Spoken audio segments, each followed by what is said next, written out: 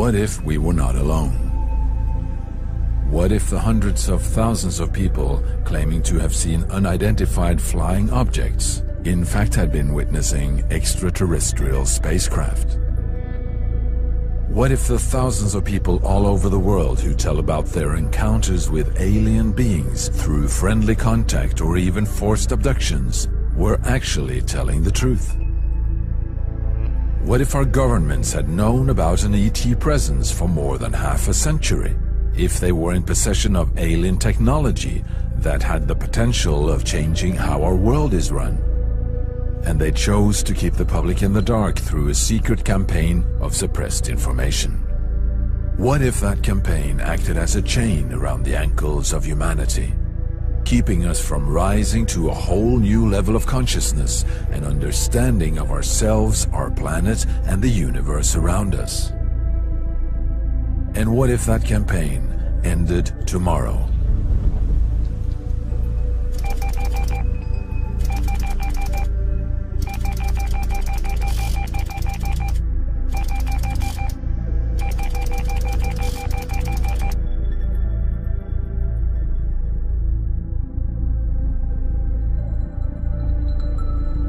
It's one of these currents of history that won't be denied.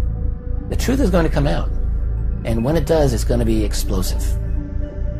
So once we get that out, we will go back and completely reassemble the 20th century, rewrite it in a way, and may have to go back and rewrite a significant portion of the entire last 12,000 years. This is the greatest story in human history. And the reason it is the greatest story in human history, it is the greatest story of human history.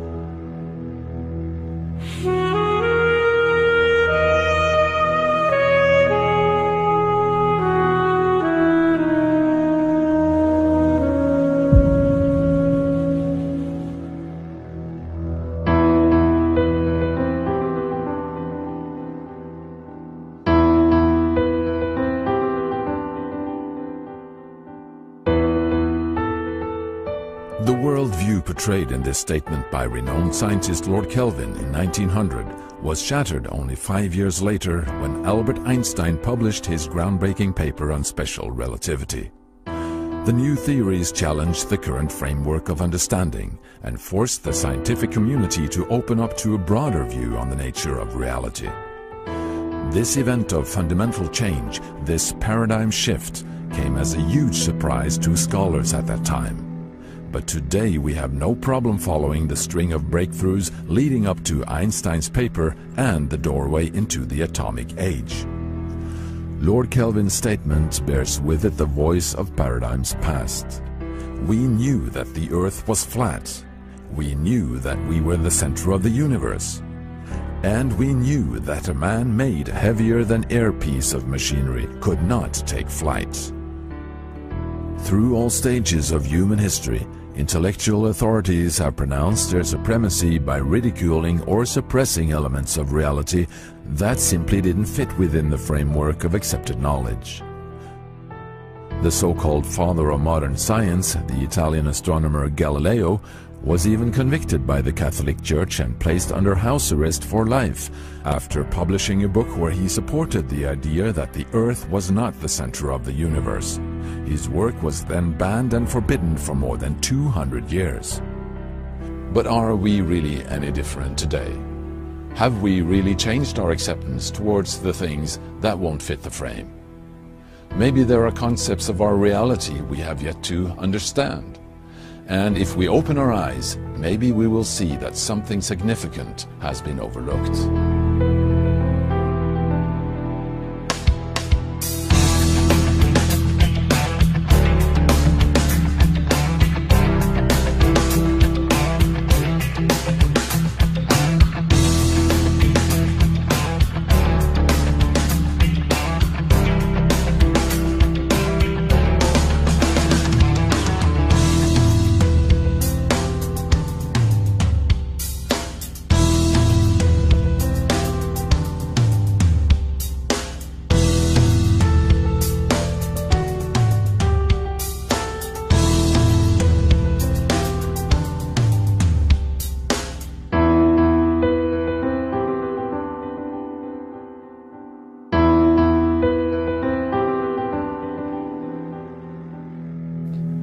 My name's Nick Pope. I worked for the Ministry of Defence, part of the British government, for 21 years, and for much of the early 90s I was responsible for running their UFO project. The Ministry of Defence has been investigating UFO sightings since the 1950s and has about 12,000 reports in its case files. When I was doing the job in the 90s, I received about 200 or 300 reports each year. In May 2008, the British government opened its first batch of UFO files for public inspection. The release, made available on the internet, created an immense media and public interest, with over 2 million downloads the first weeks. Other nations had just recently opened their files, and more were to follow. France, Belgium, Ireland, Denmark, Turkey, Brazil, Argentina, Mexico. The most amazing stories were revealed of craft, UFO fleets, landings, and even ET entities being seen, often with multiple eyewitnesses involved. Even if many of the reports could be explained as aircraft, weather balloons, satellites, or planets, or special weather phenomena, still a large portion remained unexplained.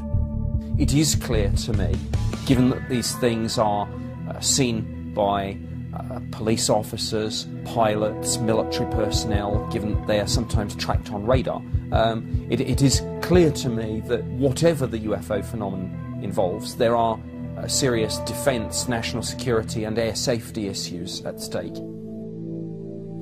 The question if we are alone in the universe is as old as man himself, but now this question seems to be more pressing than ever. Today, science has discovered that many of our neighboring stars have similar planet systems. Over 500 planets have been registered so far. Some scientists even claim that our galaxy alone may have billions of planets with Earth-like conditions. So the idea of us humans being the only intelligent life in the universe seems to be losing its grip.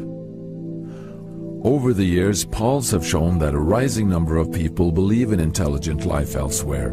In many countries, far more than 50% of the population. This question of extraterrestrial life was also among the reasons why the SETI project was established back in the 1980s. SETI stands for Search for Extraterrestrial Intelligence. This project, still ongoing, is using large radio telescopes at several locations on the globe to scan the cosmos in search for electromagnetic transmissions that could indicate intelligent life. This is the radio telescope in Bologna in Italy, one of the largest of its kind in Europe. This enormously complex system of antennas is able to detect even the weakest signals from the universe. And by interpreting these signals, the scientists are able to learn a lot about the age and the origin of the stars, the galaxies, and the universe. And perhaps also detect signals from intelligent life. What we are looking for actually is not really a particular kind of signal. We are just searching for something different from the normal cosmic noise, so to say. So we are not searching for a particular transmission signals, but for example it would be enough to detect some signals coming from their communications, televisions, if they do have televisions, or cellular telephones or things like that. Well, we have recorded a huge amount of data so far, but unfortunately we could not get any signal yet.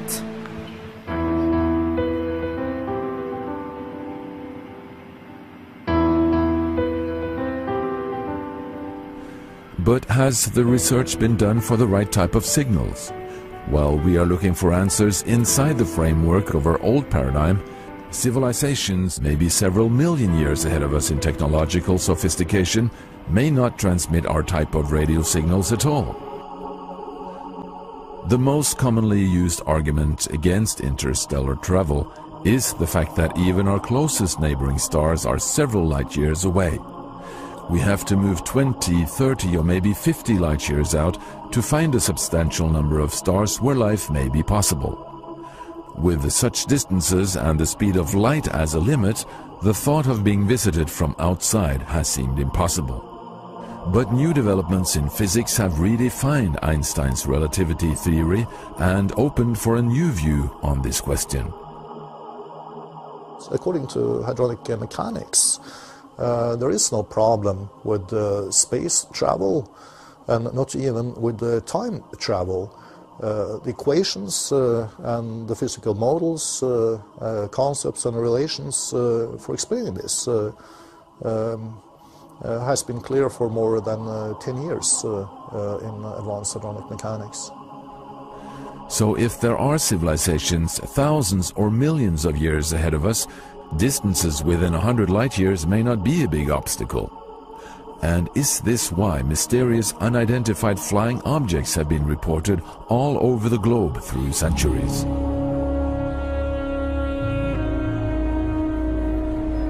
What really made the UFO phenomenon known to the public was what happened here in Washington in the summer of 1952, when a series of UFO observations were made during a period of 2 weeks. Objects were traced on radar flying 1,000 miles per hour, and they suddenly executed a 90-degree turn and other maneuvers that no aircraft could do even today. Military pilots were launched to chase these objects. They got close enough to them to see they were round balls of light or oval balls of light, but they could not catch them. It forced the Air Force to have a press conference on this. What is going on? And during the press conference, the General Samford, who was in charge of Air Force intelligence, basically argued that as far as he was concerned, it was all natural phenomena and then there wasn't anything to worry about. So the press, being satisfied with that, publicized, it was all weather and temperature inversions and weather phenomena that were causing these sightings, and you could forget all about them.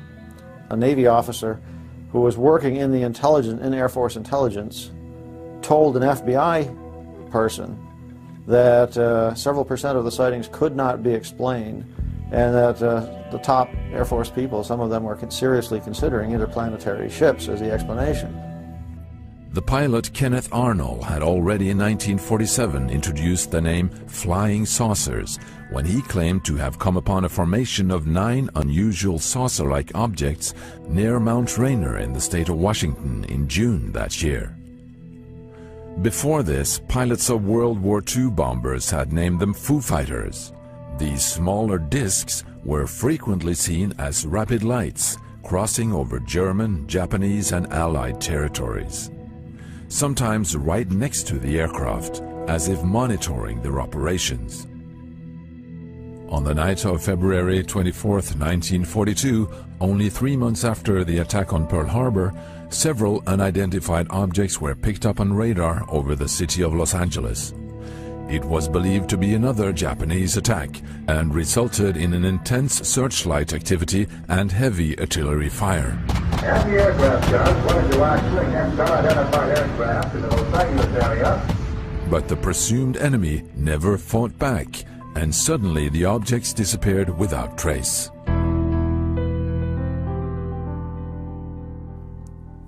During the 50s, flying saucers were reported repeatedly, also by civil and military pilots. And I could see that it was a black lenticular form, so silhouette with these blinking lights all over the surface.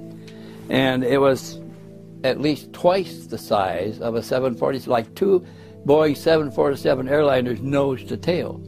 And it's between me and Indianapolis, so I rolled around and tried to get on its tail and behind it, and it turned about 30-degree angles to the north and headed straight for Chicago, and then went over the horizon like that and disappeared. There's no airplane can go that fast. And over the entrance to Pearl Harbor area, it's the entrance there was either 9. I said 9 discs originally, so I'm going to keep it that way. It was 9 discs, white, perfectly white, and they were doing all kinds of different formations: a V, opposite L, reversed L, different types. We watched them for about 15 minutes. Then finally, they're off. It's gone. In 1952, orders were issued to military pilots in the United States shoot them down, flying saucers, if they don't land when instructed to do so. They have the newspaper articles proving that. Matter of fact, the head of the American Rocket Society wrote a letter to President Truman saying he didn't think that was a good idea. Not a good way to welcome anybody coming here. The American jet fighter pilot Milton Torres, stationed at the Manson RAF base in Britain, was on May 20th, 1957, ordered to go after and shoot down a large UFO spotted on radar hovering over Ipswich. This enormous object, the size of an aircraft carrier, disappeared into the sky at the very instant he was to launch his rockets. I was thinking that if I fired this thing that he may vaporize me. I didn't know what it was, but I knew it was not of this earth. It was not a man-made object. This was something that was... They could stop. They could absolutely stand still, and they could go Mach 10 or more at any time. And a human being would be splashed up against the sidewall from the forces of just the momentum forces. That would destroy you. So it was nothing that we humans know anything about. But many, many pilots in military planes who were ordered to go after and shoot down discs, they either disappeared or their planes crashed. This is another underbelly of this whole phenomenon. And before he died, Len Stringfield, who was the very first on the planet who had the courage to start publicly reporting that not only were there beautiful lights in the sky that moved in erratic patterns, but they were clearly involved with crash retrieval stories that were coming to him from military people who would not go on the record, that we were retrieving bodies, we were retrieving technology. And Len Stringfield said, "Linda, I know firsthand that our government had a standing policy to take these discs down out of the sky until we had lost so many pilots that order was rescinded around 1953 to 54. Books were now appearing on UFOs, with pictures of saucers and cigar-shaped craft on close range, even with people claiming to have met the visitors in person. And soon the entertainment industry also joined the saucer wave. This somehow influenced on the image of the UFO issue, giving skeptics further reason for ridicule of the phenomenon. On July 1947, a major incident occurred near Roswell, New Mexico, the place where the U.S. manufactured and stored its newly developed nuclear weapons. A flying saucer is reported to have crashed. The Army Air Forces has announced that a flying disc has been found and is now in the possession of the Army. Army officers say the missile, found sometime last week, has been inspected at Roswell, New Mexico, and sent to Wright Field, Ohio, for further inspection. The incident is revealed in the local newspaper, but withdrawn the day after. Weather balloons is the official explanation. Today, several military and civil eyewitness testimonials have surfaced concerning both the crash itself and the crash retrieval operations, indicating that it most probably was a vehicle of unknown origin. Apollo astronaut Dr. Edgar Mitchell, who was the sixth man to walk on the moon and also grew up as a Roswell resident, has recently gone public with his view on this controversial incident. I grew up in Roswell, New Mexico, which was the site of presumed alien crash in 1947, and which, from what I call the testimony of the old-timers who were there and who had been hushed up by government authority, military authority, almost on pain of death at the time, and who had harbored their knowledge quietly for years, that when I came back from the moon, and I was a local boy, they considered me safe enough to tell their story to, that they were a part of the recovery effort and the observer of the so-called Roswell crash, and that they knew for sure that it was an alien craft. And subsequent sightings, subsequent evidence has reaffirmed all of that we are being visited and have been visited by alien spacecraft and alien beings and our governments around the world have covered it up.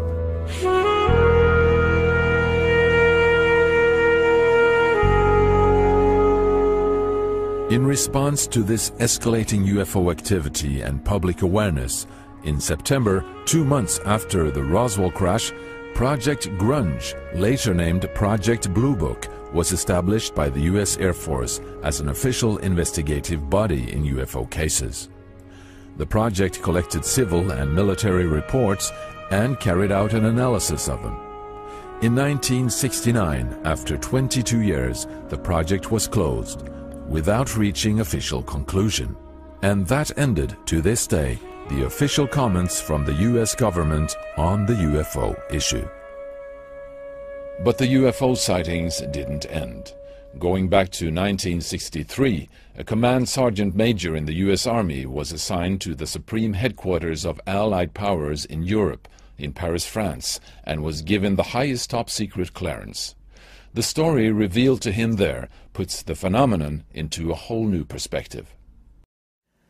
And when I arrived in the summer of 1963, my clearance was upgraded to cosmic top secret, which was then and still is today the highest level of classification in NATO. And when I arrived in the summer of '63, I learned of a study that was underway that had been initiated in 1961. Apparently, an event had occurred on the morning of 2nd February 1961 that almost triggered World War III.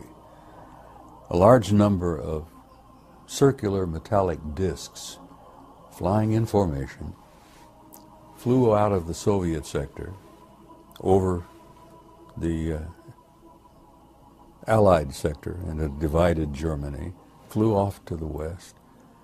They turned north over the Channel, over the English Channel, over the southern coast of England, and then they turned north and disappeared off of NATO radar over the Norwegian Sea, off the coast of Norway. Well, this incident almost triggered World War III because the Soviets, we found out, thought those objects belonged to us. And for a time we thought they might belong to the Soviets. We were to find out that they didn't belong to either of us, the Soviets or us, that it was a real story here. And they initiated a study in '61 to determine what in the world is happening here. They concluded after this 3-year study that the planet Earth and the human race apparently had been under some kind of survey or observation for hundreds of years, maybe thousands of years, by several extraterrestrial advanced intelligences. Now that literally, Terry, blew me out of the water.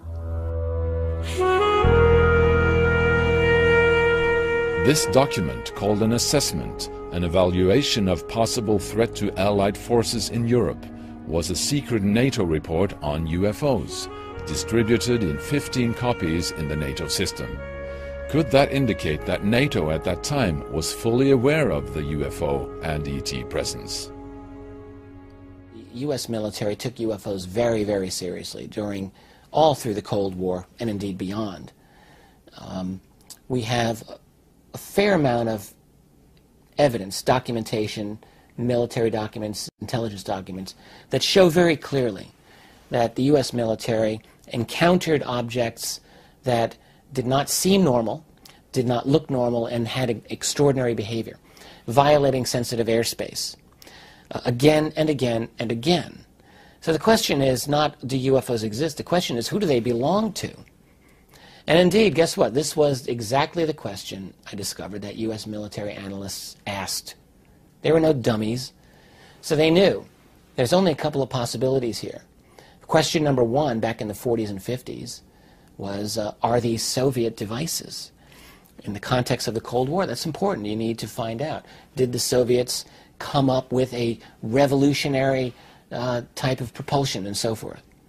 Well, they looked into it, and the answer did not seem to be yes. It looked like it was a no. And indeed, that seems to be the answer today. So then question number two is this a secret project that we're doing somewhere in the bowels of the American military complex? That's a fair question. It's entirely possible But again, it's also possible that that isn't the answer. And indeed, a lot of the evidence doesn't seem to point that way.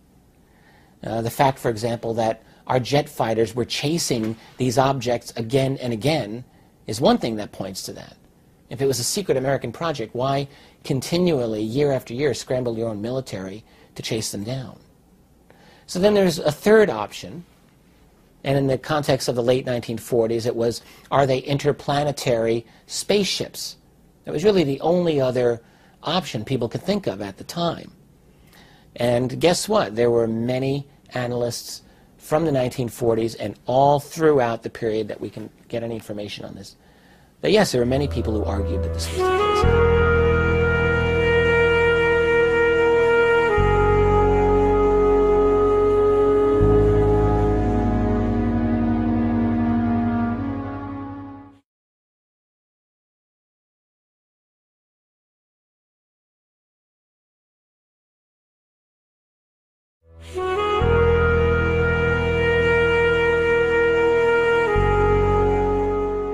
Incredible stories continue to happen.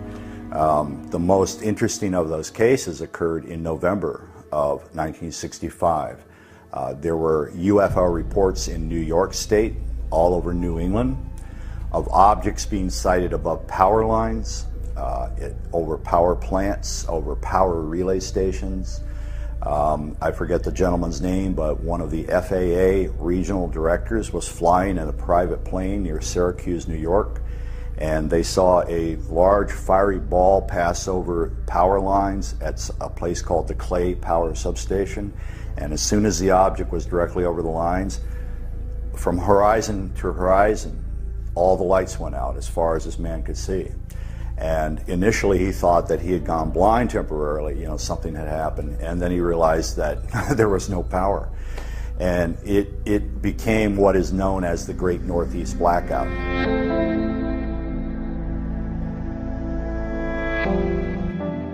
It's an incredible instance on 17 November 1986 that a Japan Airlines plane that was flying from Tokyo to Paris through Alaska encountered three large shelled walnut type objects. The largest was described intermittently in different reports as either the size of one or two U.S. aircraft carriers. They were pacing the plane, they were making aerodynamic movements which were scaring the pilots. It's an amazing incident in that possible 5 different agencies were all tracking these objects at the same time, namely the FAA, the CIA, NASA, the U.S. Air Force, and I presume Japan Airlines when the calls came in. It's one of the most heavily documented cases ever. There's transcripts that come out of the black box that were frightening. It turned out that the Reagan administration was excited about all this because they had never gotten so much documented information on a UFO incident ever in history. So they convened a scientific advisory board that in January was going to study all the information. As far as that scientific advisory committee, John Callahan, who was a senior FAA official, was on top of all this. He was excited too. He had looked all of the data. He said they never had anything this good. The scientific advisory board convened and they were waiting for the meeting to start. And according to Mr. Callahan, before the president even came in, somebody from the CIA came in and snatched everything up and said this never happened and walked out.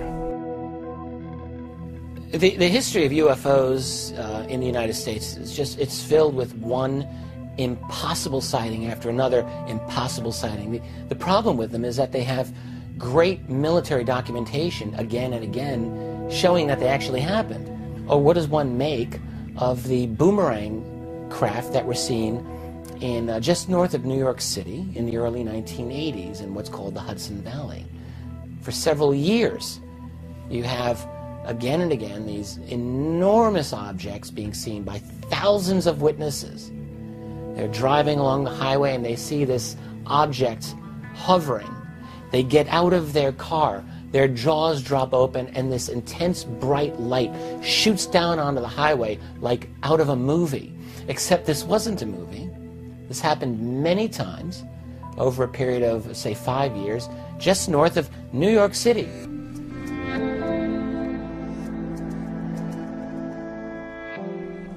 In Great Britain, periods of extensive UFO activity kept the subject warm in the news media. A serving police detective within the UK force in England has over the recent years gathered reports involving over 800 police officers having different UFO encounters. And here is one of the stories. His name was Police Constable Eric Raymond, and he was a police officer in the Thames Valley Police at the time of this particular sighting. And he was in a rural location in 1979, I believe it was, and he was stood talking with two other police officers. Two vehicles parked up middle of the countryside, dark, no street lights or anything, it's just very dark. And they're doing what police officers do at 3 in the morning, have a chat, have a cigarette or whatever. Suddenly in the distance they see a bright light blink on for literally a second. It's a long way off, they look, it blinks off, they don't think anything to it. They just carry on talking. 5 minutes later, this happens. And the object appears in front of them at a distance of about 400 meters, at an altitude of just 500 feet, which is very close. And they describe the object as being the size of a football field. And it is shining a beam down the width of a football field, across the landscape, and slowly scanning the terrain. They think about going on the police radio and think, nobody's going to believe this. So they don't want the ridicule factor. So they watch for 5 minutes in awe.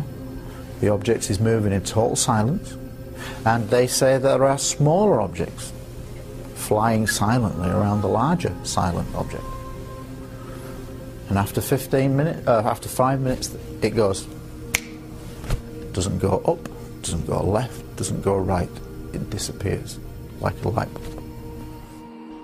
The 70s brought an amazing number of UFO reports from the British Isles. But nothing could compare to what was to unfold in late December 1980 at a NATO base in Suffolk, east of London. The Rendlesham Forest incident is Britain's most famous and compelling UFO encounter. The file on the incident was made public a number of years ago under the Freedom of Information Act, and so the case file's in the public domain, but the bottom line is the case has never been explained. Peter Robbins spent 9 years doing intensive research for his book, giving a first-hand account of the case. His co-author, Larry Warren, was airman at the base at the time and one of the key eyewitnesses to the event. It occurred between Christmas and New Year's on 3 consecutive nights, 1980, and it involved overflights above this twin NATO base complex in Suffolk, about 80 miles from London, landings, the shooting down of beams of light into the weapons storage area, which was a nuclear weapons storage area, very much in violation of our treaty with Great Britain at the time.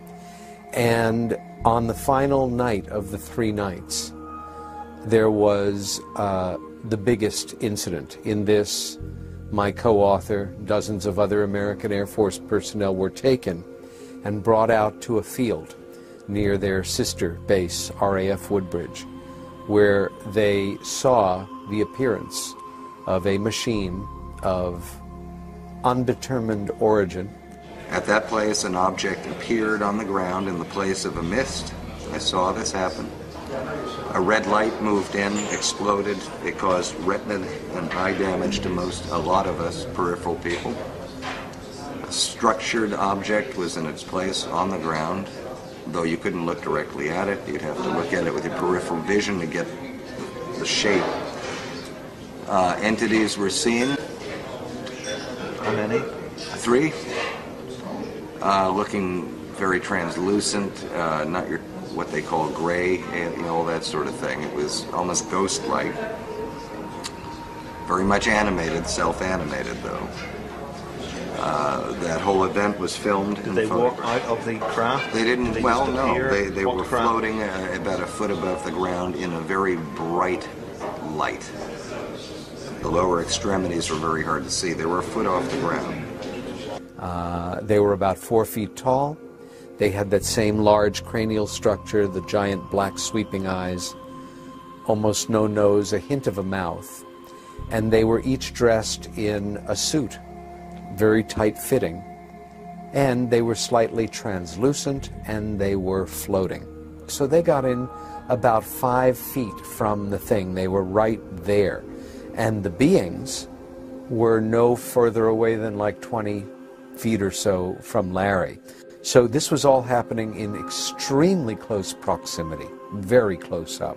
Larry and other men there observed, besides the dozens of American enlisted Air Force personnel, many of them like Larry with secret clearances because they worked around nuclear weapons. But there were British police officers on location. They were from the nearby village of Woodbridge. And while the American Air Force personnel were filming this with video, and this is 1980, so you could spot a video camera a long ways away. It was very bulky, but also regular film cameras. One of these police officers was taking photographs of this landed machine with a 35mm camera.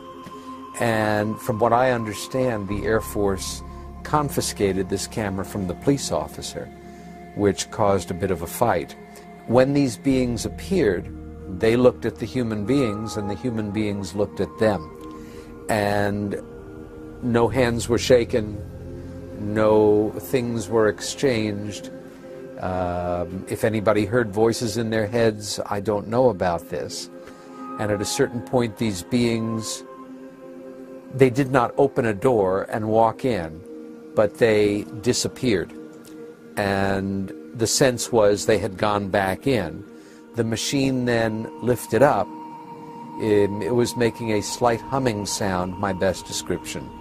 It angled slightly, and then, and it was a star, you know, in a matter of seconds, and it was gone.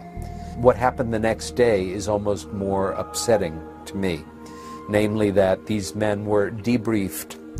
I think they were told a combination of truths and lies to overwhelm them, intimidate them, keep them quiet.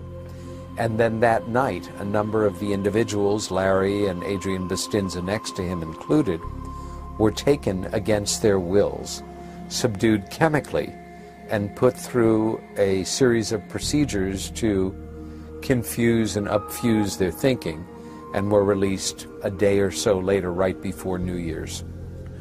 3 years later, this incredible story had leaked to the media and created a long succession of headlines as more and more information was revealed from different sources, Larry himself being one of the main sources. But no official comments on the UFO incident were given from either the US or the British government. All the unique film and video material, including the pictures taken by the British policemen, were removed from the base by the US military, never to be seen again. In 2009, Larry King and CNN shed new light on the case by bringing in new eyewitnesses confirming the story of the first night of the sightings. I was there on the first night. I went off base to check out a possible aircraft downing. I thought it was an aircraft crash, and I took my team with me, and when we got to the wooded line off the east gate, we discovered a craft of unknown origin. It was triangular in shape. On the ground? On the ground. Did you touch it? Touched it, walked around it, photographed it. We did a full investigation of it on the ground for 45 minutes. With this exceptional testimony from a retired U.S. Air Force security officer live on CNN, confirming the story of several other eyewitnesses, you might expect it to lead to some kind of official reaction. Does the Rendlesham case actually tell us straight out that there is another reality in the midst of our lives, able to come and go as it pleases? In other countries, UFO observations were made continuously. In Brazil and the huge Amazon area, UFO and ETs were observed almost on a daily basis. You know, historically, Brazil is one of the major countries as far as UFO sightings and contacts with aliens is concerned. Now, we have all sorts of cases, and they are spread all over the country. Now, some of the most astounding cases in the UFO history happened in Brazil. We're talking about landings, we're talking about face-to-face contact with aliens, which are getting rare for some reason. And we talking about also sightings with multiple witnesses. Sightings in the middle of cities, like 2,000 or 3,000 people seeing a UFO. But what about Russia and the former Soviet Union? Russian Navy has not been known to reveal its secrets, but Russian Navy has been known to be in the forefront of the UFO and USO research. And we have reports coming basically from all corners of the world, be it this South Georgia island or the Barents Sea, or for example, especially the Sea of Okhotsk and such lakes like the Lake Baikal. They had encountered not only gigantic underwater objects and submarines who could move at incredible speeds, and the Soviets just could not catch up with them. They had also encountered disks that would basically fly out from under the water, go into the sky, separate into different objects, come back together, fly away. They had encountered a phenomenon which was called kvakery, from the Russian word kvakать, meaning to emit a sound like frogs would do. What it meant is that Soviet submarines, especially in the Atlantic area, would find gigantic moving objects at great depths of the sea. Objects that would emit certain sounds that kind of reminded them of croaking, but there were different sounds.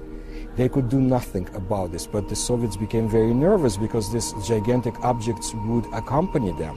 And of course they thought the Americans came up with a new way to track Soviet submarines. They found out this was not so. And I want to bring your attention to the country I was born in, Ukraine, 1986 Chernobyl phenomenon. Well, I should not call it that, Chernobyl tragedy. What happened is that according to a number of witnesses, when the explosion took place, a UFO, a sphere, a fiery sphere, had been sighted in the area, and it sent a ray of light, of something, towards the area of the explosion to diminish the effects of the nuclear explosion itself.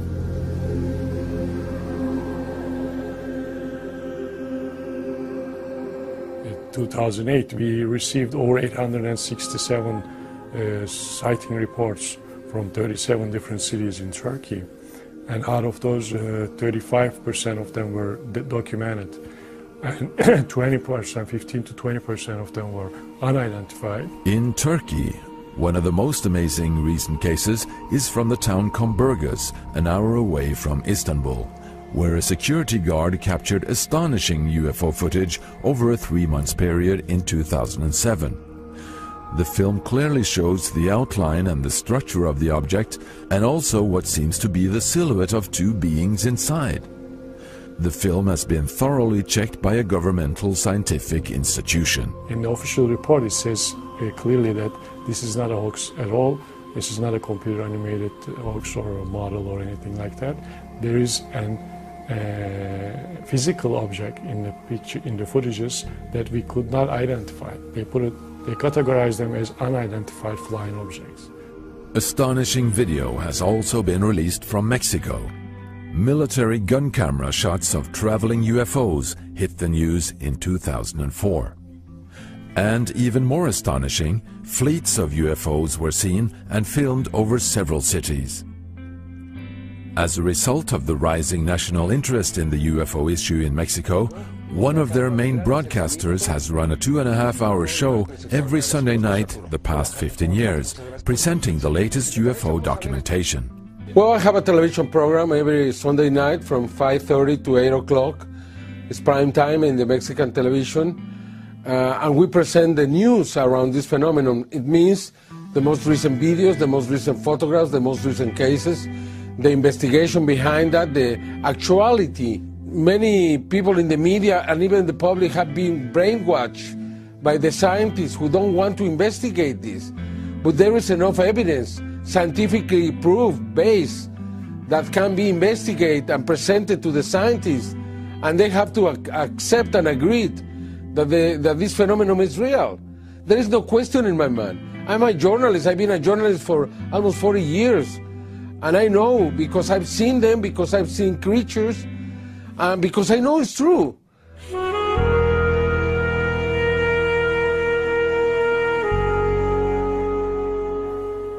Behind me here, inside this blue container, is the only stationary, fully automatic 24-hour UFO observatory on the planet. In Norway, the remote mountain valley Hessdalen became world famous after almost continuous observations from the early 80s on.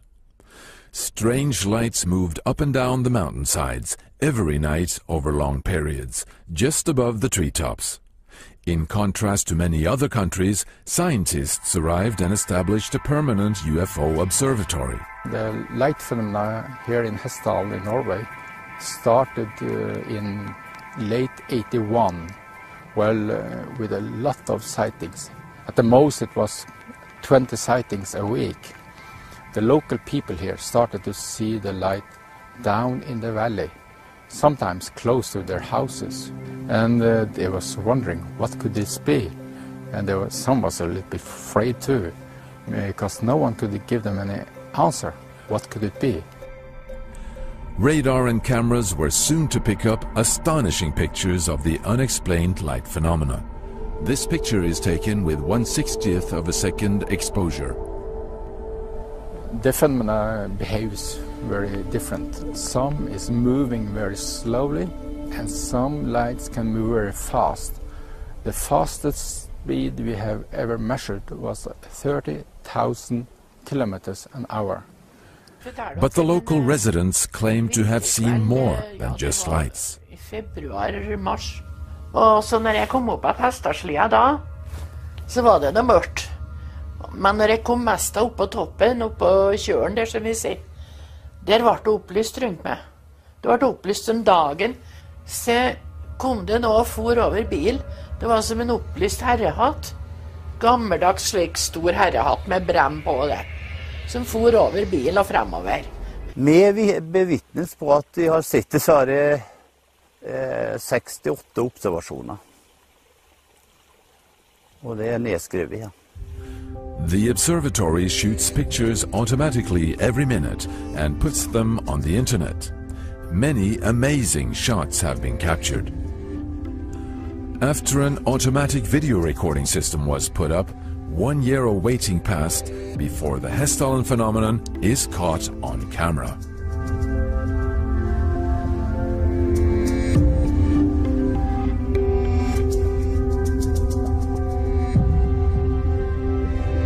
Zooming in and slowing down the film, something really astonishing is revealed. A smaller second light seems to appear from underneath, joining the main light. Is something collected by the light? Landings were also reported, and even solid proof was found of Earth samples being taken in the midst of nowhere. Here, a 2 hours walk from the nearest dirt road, a 2-ton piece of wet turf has been cut out with laser precision, lifted and placed a few meters away. No sign of machinery nor people. During a week in September 2007, a major survey was carried out by the university scientists, assisted by students with several observation units. On the 4th night of the survey, the phenomenon decides to show up.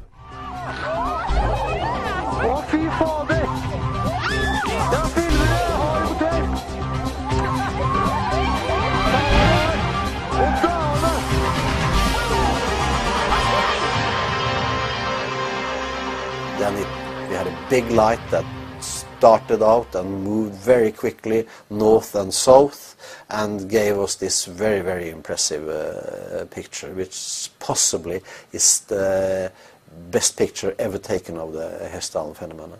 The exposure time was 30 seconds. So we see that the Hessdalen phenomena moves from, starts up here and moves down and then goes up again here. The distance here, it's approximately maybe from 10 to 15 kilometers, the distance it has covered.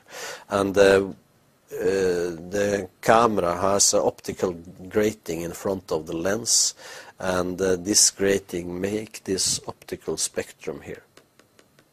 The one thing that is that surprises us with this spectrum is that it's continuous. The colors goes directly over in the other color here, and we see no lines or dots here, which will give us a signal of that we have a gas that is burning. This looks like an optical spectrum from a solid object or from plasma with high density. So, it's still too early to say for certain what the origin of these lights is and what these flying objects really are. But one thing we can state as a fact: the phenomenon is here and it's real. And what about the UPAN sightings in Belgium, the Phoenix lights in Arizona, the UFO at Osaka Airport, Japan, the UFO landing in Voronezh, Russia, the ghost rockets in Sweden, the Col d'Avance sightings in France, the UFOs filmed in Milan, Italy, the UFO fleets over Peru, the Chinese scientists filming UFO at the Purple Mountain Observatory.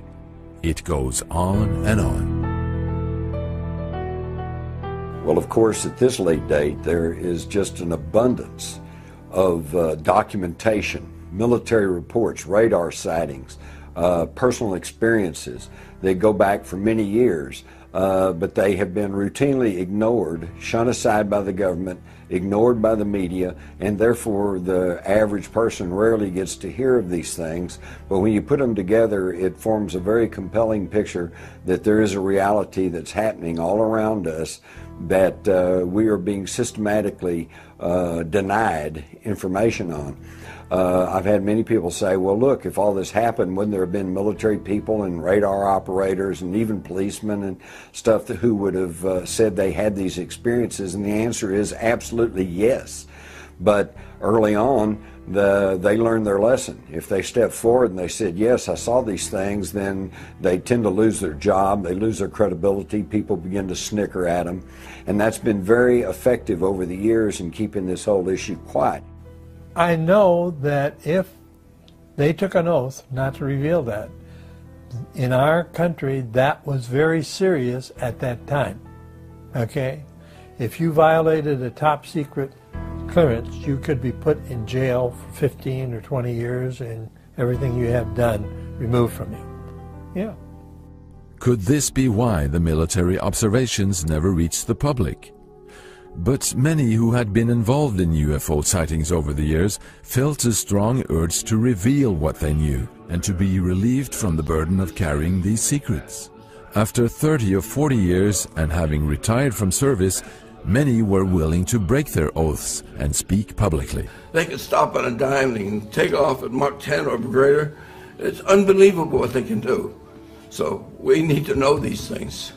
So the only reason I'm here is to tell you, let's disclose this whenever we can. Please. Thank you. In 2001, the U.S. medical doctor Stephen Greer staged an initiative where several hundred witnesses of high rank and high credibility came forward with what they had experienced during service.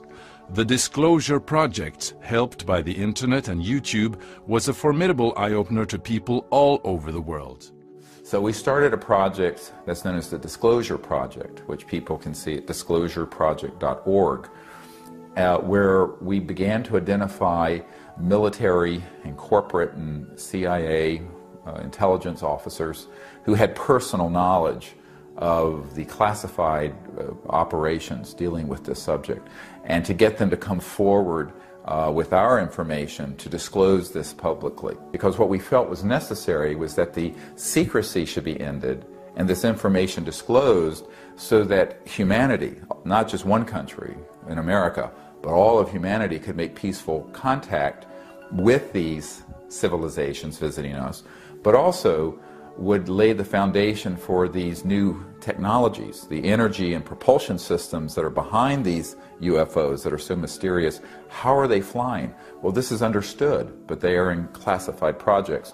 So that was another objective, was to get the technologies out to the public so we could have a civilization that would get freed from the use of oil and the destruction of the environment. There were probably 1,500 reported cases at that time. I have over 3,000 cases now, they estimated 100 yards from the left wing was this 100-foot disc. And the strength of the signal was as strong as the surface contact on the water of an aircraft carrier. This contact was huge.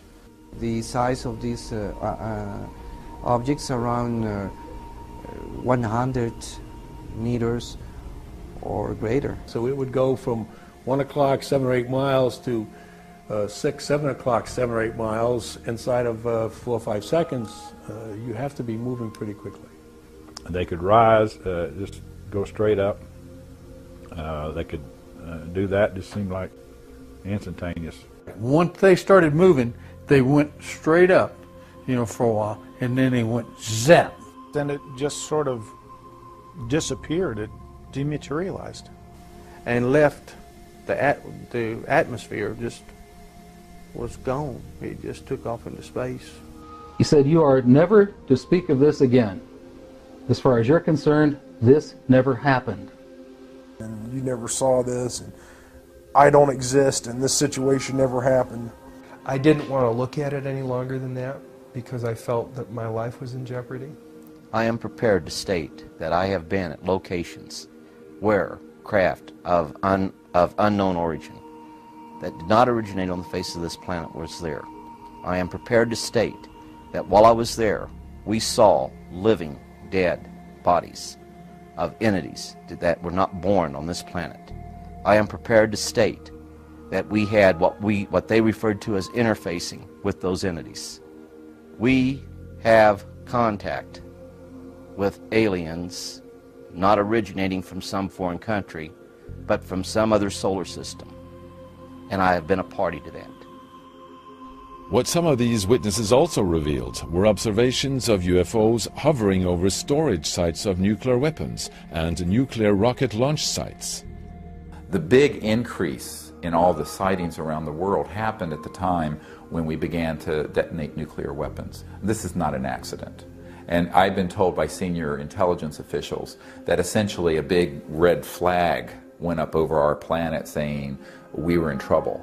But not only are we in trouble, but we could be a threat to others, because you combine going into space, the early stages of space travel, and the use of hydrogen bombs and nuclear weapons, and a civilization on Earth that was still very violent, as you look around the Earth even today, of course.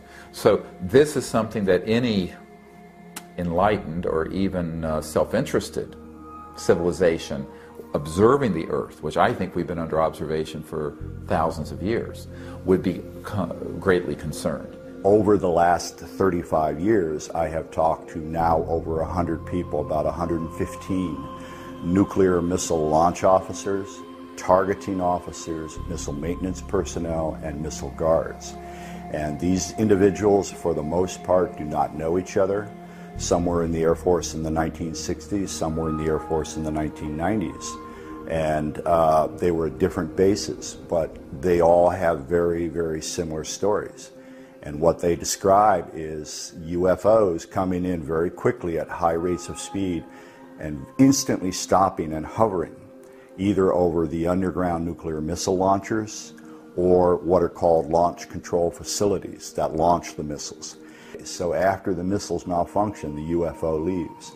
Now, this has occurred at least 3 Air Force bases that I'm aware of in the United States. The event, the incident, I guess I call it, is happened on the morning of March 16th, 1967.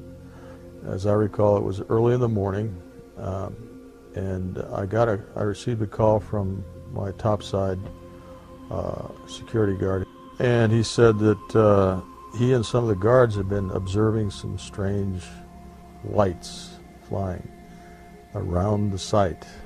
It wasn't more than, well, within a few minutes, I'd say, maybe a half hour later.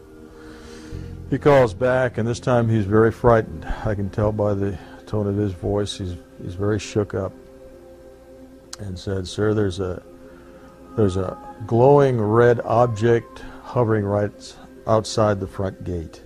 He said, I'm looking at it right now. It's a glowing red object. I've got all the men out here with their weapons drawn. And of course, he was all shook up while he was telling me this. He was very excited. I immediately went over to my commander, who was taking a nap. We have a little cot down there in a rest period. And I was telling him about the telephone call we just received. Then, as I was relating this to him, our missiles started shutting down one by one. There were approximately anywhere from 6 to 8 that went down, but they went down in rapid succession, which again is an extremely rare. And in the meantime, I called upstairs to find out what the status was of this object. The guard said, well, the object has left. It just left at high speed.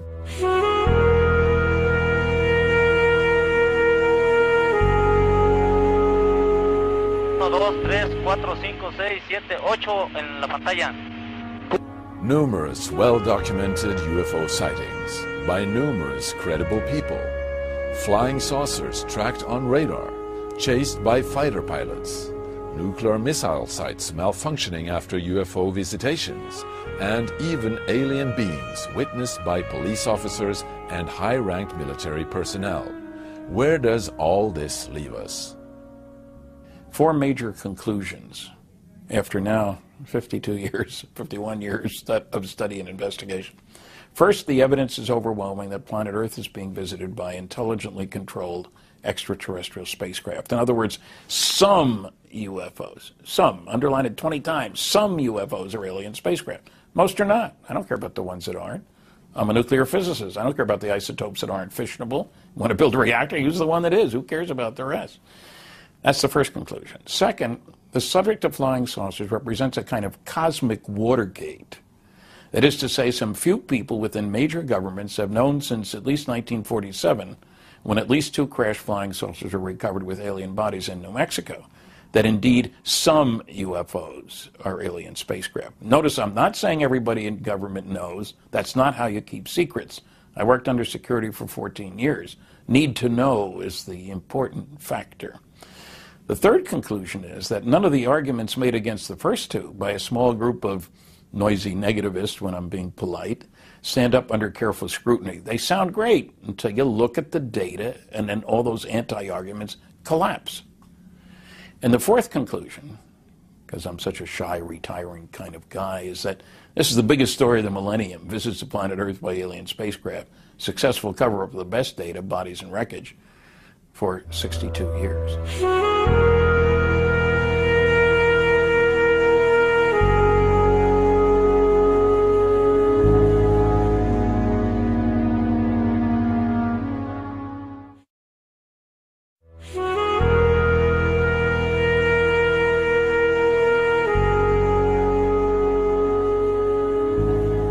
Extraterrestrial beings from somewhere are engaging us and this planet, and have been for at least since the mid-20th century, and possibly for as many thousands of years back as you care to go. That's a fact. That's an absolute certain fact. It's been proven many times over. Since the 40s, the governments of the world, and certainly the United States government, the industrialized governments, have been aware of this. Right? That's a fact. It's been proven.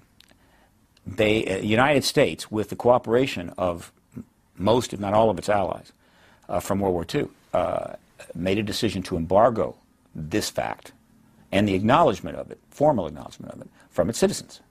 That's a fact. All right.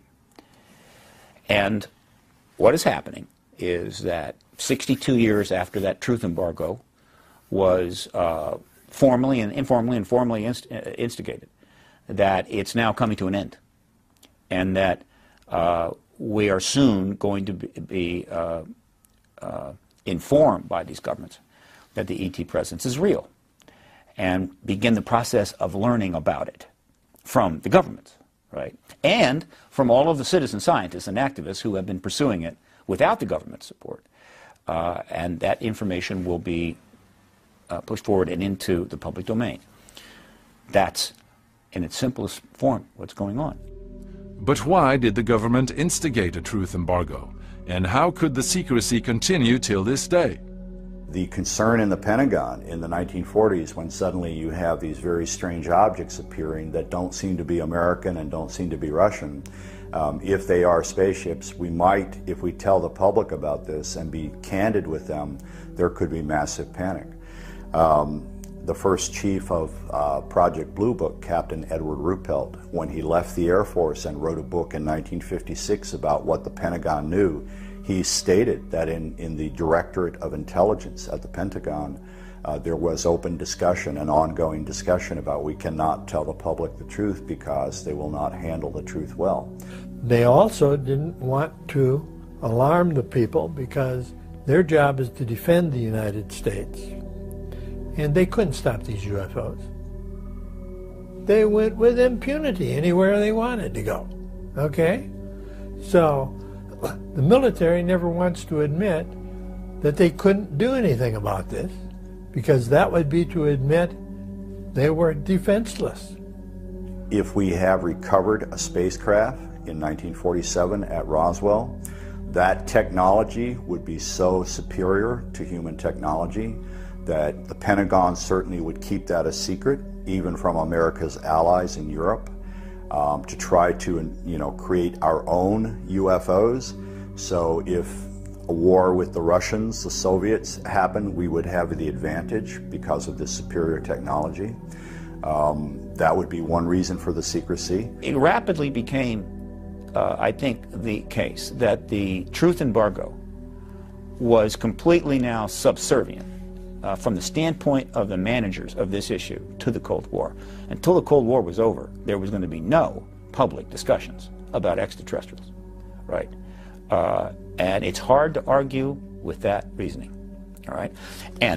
But they had a formidable problem, because while it's easy to decide, okay, we're not going to talk about this, we're not going to reveal this, ETs are all over the place. They're being seen, filmed, photographed, seen by pilots outside of cockpits, year after year after year. At the same time, they're trying to maintain a policy that there's nothing there to investigate.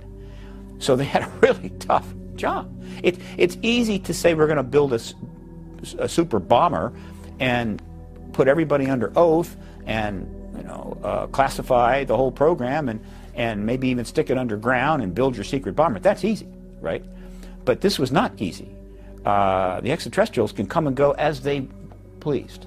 They could come and contact people as they pleased, abduct them, apparently, if they wish to. And the government has to somehow maintain this false reality in the face of all that. So the truth embargo was not just a simple decision and extremely difficult to implement. The amazing thing is that they did. They put an enormous amount of money, time, and effort into this truth embargo and succeeded. This embargo of UFO information, of course, stretches far beyond the United States and is particularly prevalent in NATO countries, which are, after all, a military system, and therefore they each take orders from the person above them and generally has been run from the United States. And apparently, according to official documents we have and according to personal narratives, they are discouraged from talking about UFOs or from looking into it. From the 70s, Hollywood engaged profoundly in the ET issue, knowing that there was a growing interest in the general public for these topics. The popular movies also had the effect of making people more familiar with the thought of a widely inhabited universe beyond our own planet system. In the 90s, people started recording their observations with the new handy camcorders. Today, thousands of UFO clips are posted on YouTube. But unfortunately, with the sophisticated animation tools now available on home PCs, it's almost impossible to tell the real from the fake. So this has made both video and digital stills documentation less reliable as evidence or proof of sightings.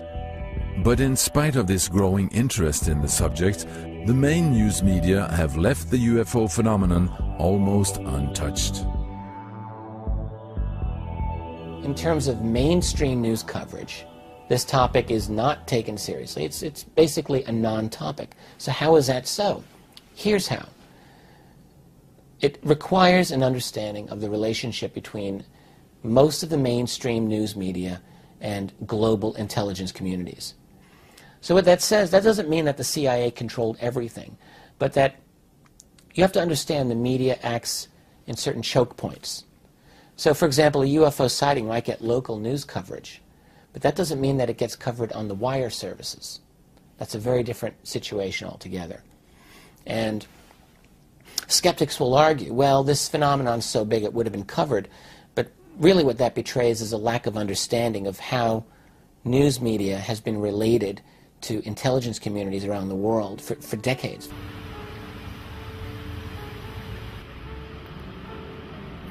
And I call upon our government to open up like other governments have, and you will hear about that this morning. Like the Belgian. When CNN covered a press conference in Washington, D.C. in 2009, where Dr. Edgar Mitchell encouraged U.S. government to release its UFO files, the hope was that the issue finally was given serious news coverage. Former Apollo astronaut Edgar Mitchell, the sixth man to walk on the moon, told the National Press Club he's convinced. But there isn't convincing proof that's going to convince the entire world at this point. That is correct. That is what we're trying to open up. We're about to go out and do our little hoax. But CNN chose to let two boys with air balloons have just as much time in the report, demonstrating how they managed to fool UFO believers. Again, we're not trying to prove or disprove anything, but it's okay to be skeptical. Okay then. Jim, thank you very much indeed for that. Jim Acosta there. You bet. Well, the role of the media in the flying saucer phenomenon is a very, very important one. I think it's very clear that in the United States, at the very least, that there were efforts during the very earliest days to try to get the media to basically dampen down expectations and dampen down public enthusiasm concerning extraterrestrial life and the flying saucer phenomenon. And this is actually documented. And ever since that, we have seen many, many examples of how the media doesn't really explore or doesn't really investigate flying saucer reports, and that various media organs have been bought out by the CIA. For example, the National Enquirer was actually bought out by a CIA asset who used it as a very clever way to debunk flying saucer reports by basically sensationalizing it, making it part of the kind of tabloid media, whereby serious media investigators would not do any research into a flying saucer report that had been in any way covered by the National Enquirer or these tabloids. So that was a very clever piece of psychological warfare, in my opinion, to try and get the mass media disinterested in the flying saucer phenomenon. So it's a very, very complex issue, and the secrecy isn't that hard to maintain if you have this sort of infiltration into major institutions, media, and also the ability simply to float nonsensical stories out there. Because people hear the word UFO and extraterrestrial, they think somebody from a trailer park in West Virginia who's floated on board a spacecraft had sex with someone from Mars and claims they have a baby in an incubator. Or, you know, just all kinds of nonsense. The truth of it is actually more interesting. The truth of the technologies and the fact that the extraterrestrial technologies are so advanced that they interface directly with coherent thought. Like we have coherent light in a laser, they have technologies that interface with thought, that interface with conscious mind, that their development of artificial intelligence that's integrated into these spacecraft is so advanced that they pick up on a directed. It's fascinating, and this is what we've been experimenting with, and the whole paradigm becomes a new paradigm of understanding the structure of the cosmos. But most of the information that's out in the public on this issue has been a carnival of silliness, and that keeps most serious people sort of in the closet on it. Is this the reason why so few scientists engage in the UFO subject? The fear of being associated with the silly side of the issue. Is this also why it's never commented on by astronomers or by space organizations such as NASA? This is not just a simple civilian organization. There's a great military connection there. There's a lot of classified security clearances involved in being able to work at NASA. You can't just stroll in there. So these are people who fit a certain personality profile. That is, they know how to follow orders, they know how to keep their mouth shut, and keep their head down, and their career will do just fine. That's how most people are who live in a bureaucratic world. This is how secrets are kept. There are open secrets that are kept for years and years and years because people agree just not to talk about it. And I think that within NASA, this is very likely the case regarding the UFO issue. But like Dr. Edgar Mitchell, people retired from NASA have commented on the issue. Astronaut Gordon Cooper has told the world straight out about encountering a UFO at close range during his flight in the Mercury capsule in 1963. And before he died, he also stated, "For many years I have lived with a secret, in a secrecy imposed on all specialists in astronautics. I can now reveal that every day in the USA, our radar instruments capture objects of form and composition unknown to us." I would like to believe that we could invite serious scientists into this arena because it will be changing the paradigm of science as we know it. We know that these craft are not traveling with fossil fuel gas, that there is a technology behind them, that maybe this technology could help the Earth and renewable fuels. If we could get scientists just to use that motivation, to look at the technology behind the craft, then maybe we could invite science to come in and change the paradigm of transportation, of electromagnetism, of all these really advanced technologies. But we need to invite them. I think too many are afraid of ridicule. Too many. I have encountered many that are curious but are not willing to go public. We're changing times now, and for the sake of our children, our grandchildren, and the future, some scientists are going to have to take the risk. Well, it's my hope that we open this whole issue up. And as I have said frequently, we're at a point in history where we have to become a part of the neighborhood of inhabited planets, rather than like a neighborhood of a community, which we have not even acknowledged that community exists up until this point. An event with the power to institute a global revolution in technology, communications, energy supply, environmental concerns, and even the way we regard ourselves and our fellow beings. A paradigm shift of unprecedented proportions, impacting nearly every part of our existence. Is this what we are facing? And will we have to rewrite our entire human history? In the hallowed halls of national security agencies and the Pentagon, the top military, top security people, the top people know, essentially, this reality. But the masses of people don't. And the people in authority, the elite, as it were, the power brokers, have desperately tried to keep the lid on this thing because, Terry, it's not simply visitors from another planet or from another star or another galaxy or even another dimension. It's not simply that. It isn't that simple. We've learned over the years that several of these intelligences have been involved with us from the beginning of human history, and the evidence has been collected that the human race literally is a hybrid race, and that some of these advanced intelligences, from wherever they're from, have been involved in genetically manipulating us as a species from the beginning of our history. Man is a hybrid. From a lower order, we've been genetically manipulated by advanced intelligences into what we are. Now that in itself is dynamite, for God's sake.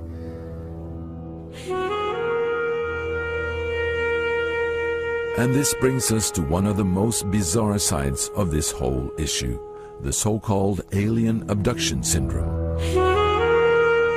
It first came to public awareness in the early 1970s, when stories began to surface of people being taken on board alien craft after being rendered passive.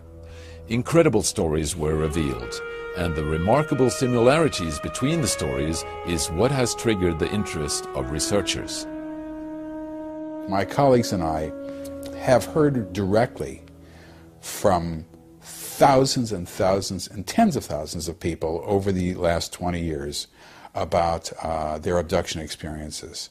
And so we know that this is a very, very, very prevalent phenomenon throughout, probably throughout the world. The first thing I recalled was seeing 3 fingers and a thumb on a hand coming towards me to pull me out of the van. I was more than a little frightened. I was quite traumatized by it. I was very awake, sitting up, and had no reference for this. I was removed from the van. My friend remained asleep beside me. And as I stood at the end of the van, there was a being that I could not look at, a very tall, what felt very large and very tall being standing in front of me, but I was not able to raise my head to look up. On each side of me there was what I've since come to understand is referred to as grays, one on each side of me. My hands were hanging down at my sides, and they were, without touching me, with their hands underneath me, they were levitating me somehow off the ground, about 5 or 6 inches. I was fairly paralyzed, not able to look around. I could look down and see one at each side of me, and we began to move forward. They go through a period where they're kind of calmed down, they're put on a table, and certain examinations take place, certain procedures. Very often there are areas of skin removed, leaving a little circular scar in depth, what you call scoop marks. We don't know what they do with this flesh, but it's taken. And there are often reproductive procedures which involve, with men, sperm samples being taken, and with women, needles which go in the abdomen or in the vagina, but we believe this has to do with harvesting ova. Fetuses are implanted, little tiny embryos. Fetuses are removed. This is standard material. This is standard stuff. They're taken off the table, they're taken into another room. They might see a bunch of babies in the other room. They have to hold the baby. Women have to feed the baby sometimes. They might be taken into a room where they see, well, let me just say that the babies that they see are strange-looking babies. They look sort of like half human, half alien. Sometimes they look more human, actually, but still odd. They're taken into a room where they see toddlers sometimes, kids who are maybe 2, 3, 4 years old, who are playing with some toys. They play with the children, play with the toys. The toys are unusual toys. They have these neurological staring procedures with the children, who will look into their eyes very closely. They might have other procedures where they'll see a room filled with vats, jars, I should say, containers, clear glass or clear plastic or whatever, containers with fetuses in them in different stages of development. They will have all sorts of other procedures that happen to them. They're then taken back to their normal environment, put back where they were on the couch watching the television or whatever, and they forget immediately what happened to them. All they know is that they were watching one television show, and not only is that show over, but the next 2 shows are over with as well, and they're still sitting there, and maybe they put the can of beer in their hand, they still have the can of beer in their hand, and I hear, what happened? And then they just forget it. can't explain it, and they just move on. One person described a drawing of the table. She didn't put anybody on the table, but she described the aliens around the table. The regular little aliens were about her size. She was, I don't know, she was maybe 8 or something. But there was this one tall one. And that's usually the one who's sort of the one in charge. Drawings of abductors have been made by many abductees, where the large eyes and the small cheek seems to be typical characteristics for the so-called gray alien, named after the skin tone. See, one of the interesting things about this is that all the evidence we get confirms the reality of this over and over again. It doesn't disconfirm it. The so-called hybrids, allegedly a blend of human beings and gray aliens, is today reported in a majority of the cases investigated. Alien eyes with what seems a little girl. It was the alien, the hybrid child. The hybrid child. Yeah. And what's interesting, again, the eyes are very peculiar. Yeah. The hair was not combed or brushed, and didn't really cover the head properly. Okay. And she's one of the mothers. So what it seemed to be was that there was a program where people were picked up again and again and again as if they had been studied, they were being studied over their lifetimes. And they were sort of automatically part of a program which was genetic in function. And it seems that we discovered that if a person was having abduction experiences and had children of his or her own, normal human children, that often those children would also in turn become abductees, as if the aliens were studying a particular bloodline for perhaps psychological reasons, emotional reasons. We don't know exactly why, but they seem very interested in the way the minds worked of these people. The emotions, they don't seem to have the emotions that we have. And it was as if they wanted to kind of learn our range of emotions somehow. The way this thing looked when you looked up at it. But are the abductions of people only conducted by one particular group of aliens? Even when they're full of mistakes. Are there other alien groups that contact individuals on different bases? So I know of, I would say, at least 60 kinds of extraterrestrial beings that have visited the people whom I work with. And this information all comes through the regressions that we have done. Now, some beings come to be mentors to their human beings. And by the way, the beings seem to work with a person for the person's lifetime. They looked very human. Their hands were not at, their hands were very different though.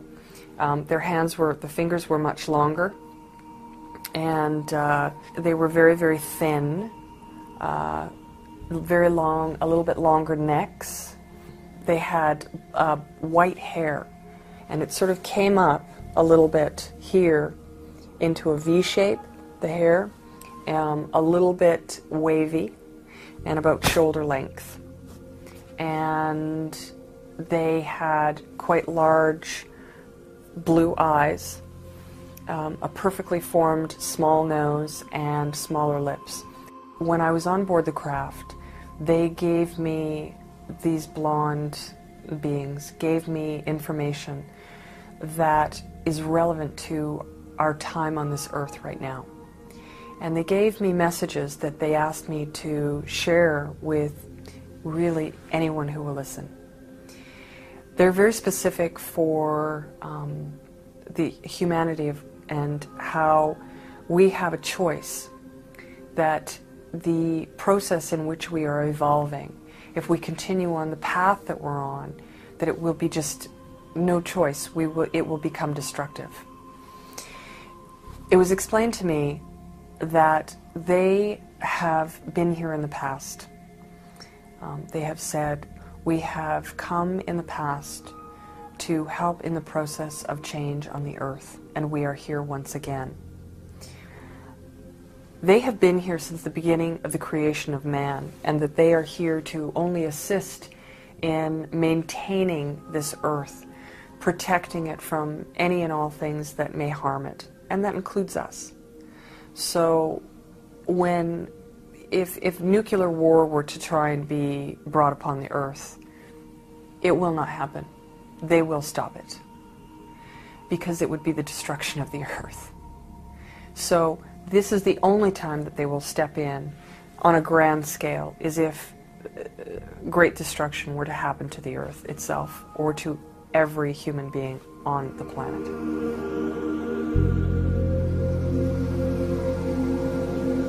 Are we part of a silent universal interaction that has been going on for eons? Could there be something in the human genes that carries the echoes of alien ancestors? Is this why we seemingly are being monitored like children in a playground?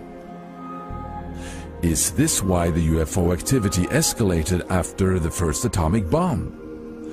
Do we as a species represent a value beyond our wildest imagination? And when are we ready to be informed? The disclosure is going to happen very soon.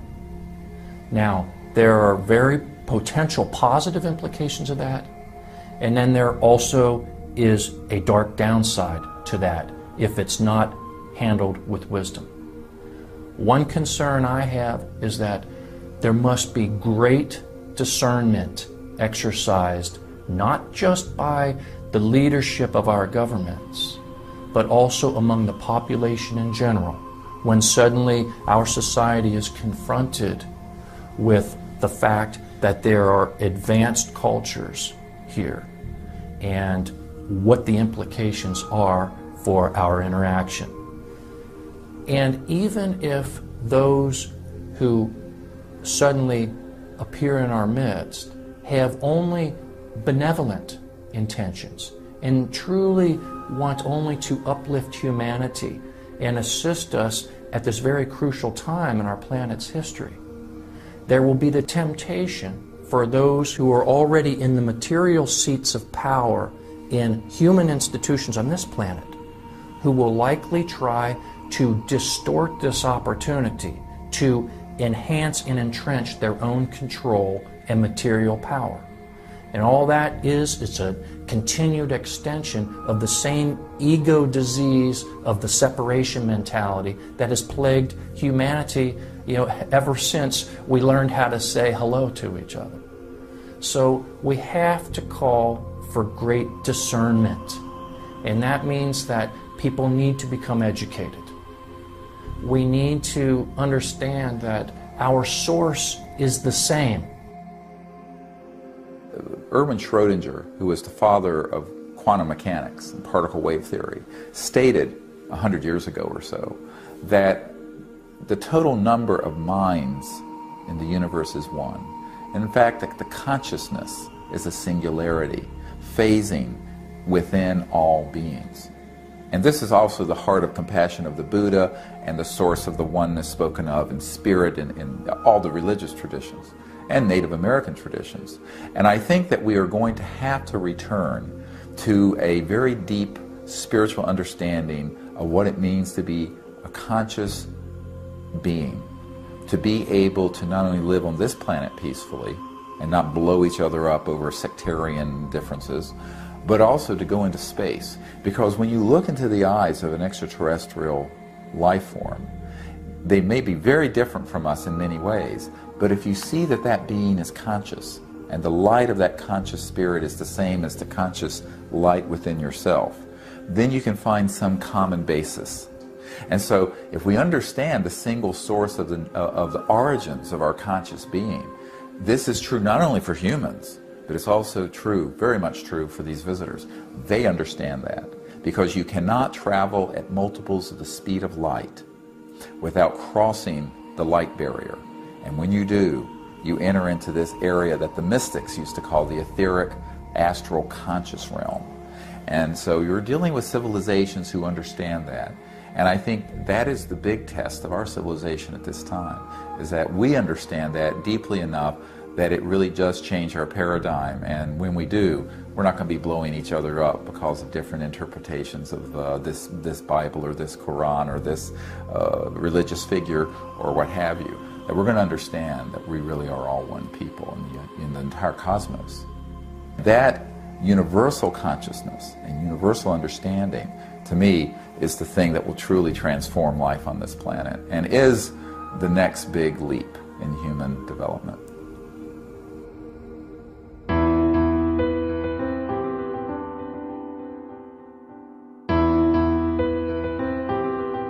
When the children of tomorrow open their textbooks on human history, what will they read about?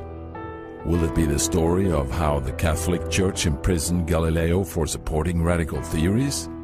Will it be the story of how the scientific community laughed at the idea of flying machines, even years after the Wright brothers demonstrated their first airplane? Or will it be the story of how the world openly ignored an extraterrestrial presence?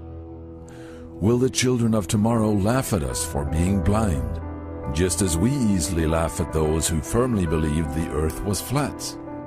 Will they speak of us as the people of the old world, the last age of solitude, the day before disclosure? In an age of dark